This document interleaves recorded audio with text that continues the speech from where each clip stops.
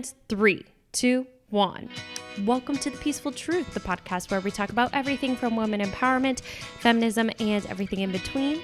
You are joined by your host, Kenzie Meekbeck. Thank you guys for tuning in for yet another week of The Peaceful Truth.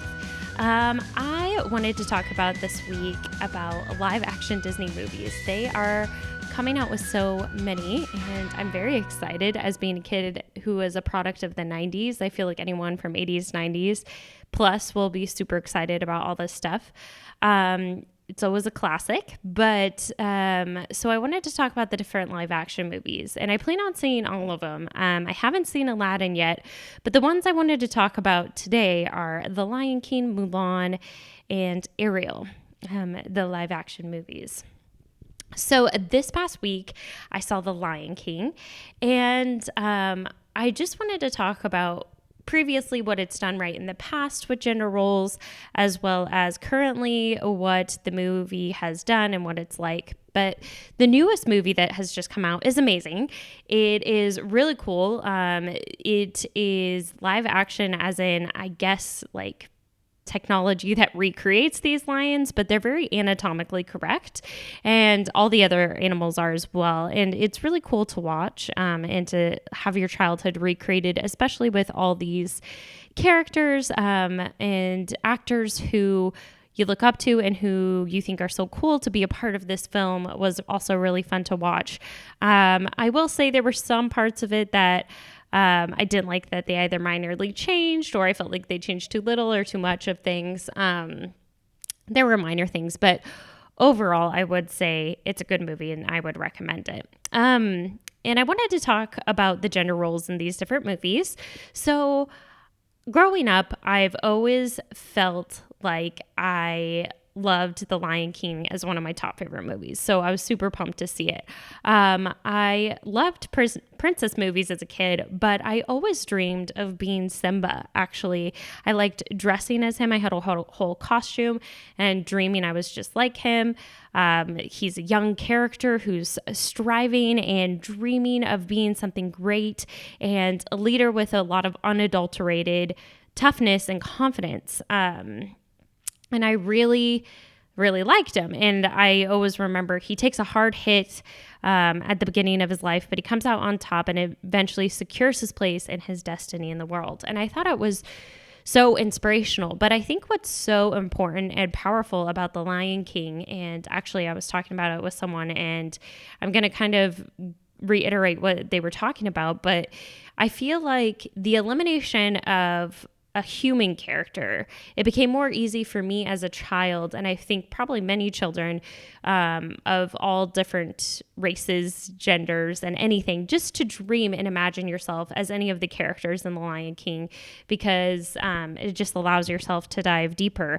I just feel like it was a movie that was relatable for both boys, but it allowed girls to dream, because it wasn't like about what they could be and their potential, because it wasn't like a princess movie where your potential is marrying someone. It is a potential where you could rule, and you could see yourself in that way, because there wasn't a princess and it wasn't a human.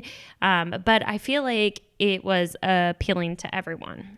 So they kept true to that in the most recent Lion King, which was really great. And then I want to talk about Mulan.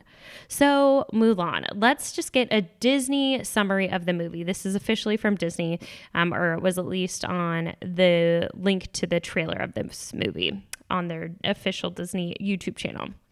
When the Emperor of China issues a decree that one man per family must serve in the imperial army to defend the country from northern invaders, Mulan, the eldest daughter of an honored warrior, steps in to take the place of her alien father. Masquerading as a man, she is tested in every step of the way and must harness her inner strength and embrace her true potential. It is an epic journey that will transform her into an honored warrior and earn her the respect of a grateful nation and a proud father.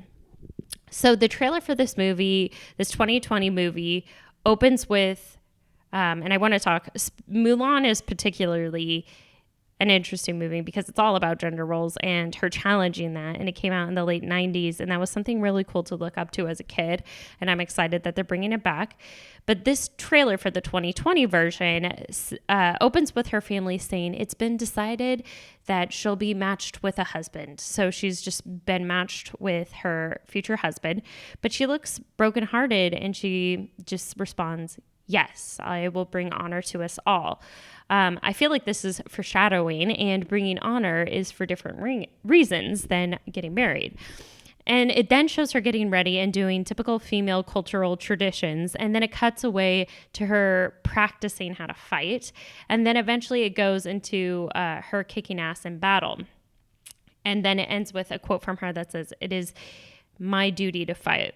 So in many different family cultures, it is always like the eldest son who's the man of the house and has to step up as the man of the house. But in this case, Mulan takes that responsibility without gender roles to be the eldest child of a home and defend her family's honor, which I think is really cool. So I wanted to talk about a few things from the BBC article from Newsround. It's not exactly the same based upon the previews. Like, it's not 100% confirmed, but based upon the previews, it was missing a few elements that the first Mulan definitely had. This article says it might not be a musical. We didn't really hear any singing or anything like that. Mushu, who was the dragon, wasn't featured at all in the movie trailer. She still may have a love interest, but it's not exactly the same storyline as the original romance. But I have to admit, I do like these changes. I feel like this live action movie will put more of a serious spin on a movie who is a woman as the lead and not dress it up in unnecessary frills. And I think that might be really cool just to see her kicking ass and this actress really playing that part. I think that might be more valuable. We'll see how it goes. I do like the original elements of the first one. I just think it might be cool to see it this way. So I don't know. Women were envisioned, I think, in a lot of different cultures. I even sometimes have felt like this stigma because this culture that the movie about isn't my own. But I just feel like women have been envisioned for a long time that the way they bring honor to their family is marriage. But Mulan breaks that by saying she doesn't identify with that way of bringing honor to her family, and she wants to take a more active instead of passive role. And I think it's really cool that she picks her way of how to do that, or forces her way into picking that, but makes a change. So that's really cool. And then I wanted to talk about Ariel. So in the live action version, the lead is now going to be played by an African-American woman, Halle Bailey, which is amazing because it finally brings some much needed diversity into the princesses. And I think what diversity and also just changing the norm of what classic Disney used to be is that I think it allows more children out there to dream that they can be that powerful character and role model to look up to. And I feel like the princesses are now these lead roles where marriage isn't the end goal in a lot of these movies. And also things like The Lion King allows you to kind of detach from that princess thing and lets you to see some other goal or identify with someone different. And I hope that Disney continues to make positive, progressive changes like these that will eventually just benefit the overall society. Okay, so I always like to wrap up with what I'm looking forward to this week. What am I looking forward to this week? I get to see my best friend. He's coming into town, Cody McCarthy, who was in a previous episode that you should definitely look up. I'm looking forward to seeing him. I think it's always important to reflect back on what is making you feel positive that week. So thank you so much for tuning in, ladies and male feminists. I will see you next week. Bye.